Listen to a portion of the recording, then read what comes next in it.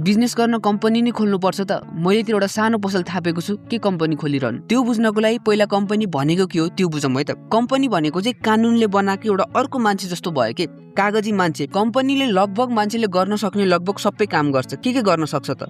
एउटा legal person हो, त्यो मान्छे जस्तै हो, त्यसले ब्याङ्क एकाउन्ट खोल्न सक्छ, त्यही कम्पनीले लोन पनि लिन सक्छ, कन्ट्र्याक्ट साइन गर्न सक्छ, ल्यान्ड बिल्डिङहरू भेहिकल्सहरू आफ्नो नाममा किन्न सक्छ, ट्याक्स तिर्न सक्छ, प्रफिट कमाउँछ, लस कमाउँछ। लिगल रूपमा हेर्ने हो भने चाहिँ कम्पनी र कम्पनी खोल्ने मान्छे चाहिँ फरक हो। यदि कम्पनीलाई घाटा लाग्यो भने कम्पनी खोल्ने मान्छेले त्यो पैसा तिर्नु पर्दैन। यो अलिक कम्प्लेक्स कुरा भयो, म तपाईँहरूलाई अलिकति मजाले बुझाउँछु है त। जस्तै कि तपाईँले एबीसीडी भन्ने एउटा कम्पनी खोल्नु भयो र त्यो कम्पनीमा तपाईँले 1 करोड रुपियाँ इन्भेस्ट गर्नुभयो। त्यो कम्पनीको पर्सपेक्टिभले हेर्दाखेरि चाहिँ त्यो कम्पनीले तपाईँबाट 1 करोडको लोन लिएको छ। जस्तै कि त्यो कम्पनीले 30 लाख रुपियाँ फाइदा कमायो भने स्यालेरीको रूपमा या त डिभिडेन्डको रूपमा तपाईँले त्यो पैसा आफ्नो पर्सनल खातामा ट्रान्सफर गर्न सक्नुहुन्छ। तर भगवानले नगरोस् पछि गएर त्यो कम्पनीमा प्रब्लम आयो, बिजनेस बिग्रियो, कम्पनीमा लोन बढ्यो, यदि कुनै अवस्थामा त्यो कम्पनीले लोन तिर्न सकेन, यदि त्यो कम्पनी दिवालिया हुने अवस्था छ भने, ब्याङ्क करप्ट हुने अवस्था छ भने तपाईँको पर्सनल खाताबाट कुनै पनि पैसा लगिँदैन। तपाईँले आफ्नो पर्सनल खाताबाट, तपाईँले आफ्नो पर्सनल सम्पत्तिबाट कुनै पनि पैसा तिर्नु पर्दैन। तपाईँसित भएको प्रफिटले, तपाईँसित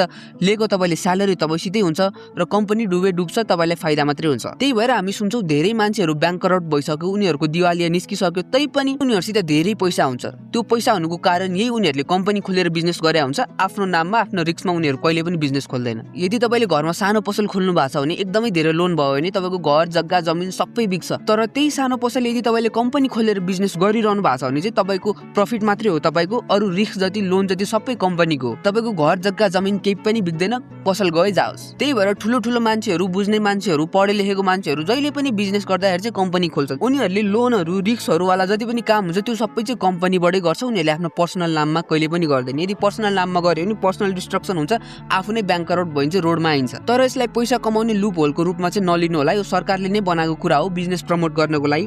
यो चाहिँ पर्सनल ग्यारेन्टी चाहिँ दिनु हुँदैन। कम्पनी खोले पनि पर्सनल ग्यारेन्टी चाहिँ नदिनु होला। कम्पनीबाट लोन लिएर कम्पनीबाट सबै पैसा निकाल्दियो, अब कम्पनीसित पैसै छैन, कम्पनी ब्याङ्क करप्ट भयो, त्यसो भन्न चाहिँ मिल्दैन। त्यो चाहिँ इलिगल हो, सर्टेन प्रोसिजरहरू चाहिँ हुन्छ। त्यही भएर मेरो सजेसन चाहिँ के हो भन्दाखेरि सानोदेखि ठुलो कुनै पनि बिजनेस खोलिरहनु भएको छ भने चाहिँ कम्पनी खोल्नु चाहिँ एकदमै जरुरी छ। धेरै मान्छेले के लागिरहेको हुन्छ भन्दाखेरि कम्पनी खोल्यो भने चाहिँ मैले धेरै ट्याक्स तिर्नुपर्छ, त्यसो चाहिँ हुँदैन। म चाहिँ यस्तै भिडियोजहरू बनाइरहेको हुन्छु। यदि तपाईँलाई यो भिडियो मन पर्यो भने यो राइज पैसा भन्ने च्यानललाई फलो गर्नु र यो भिडियोलाई लाइक गर्नुहोस्।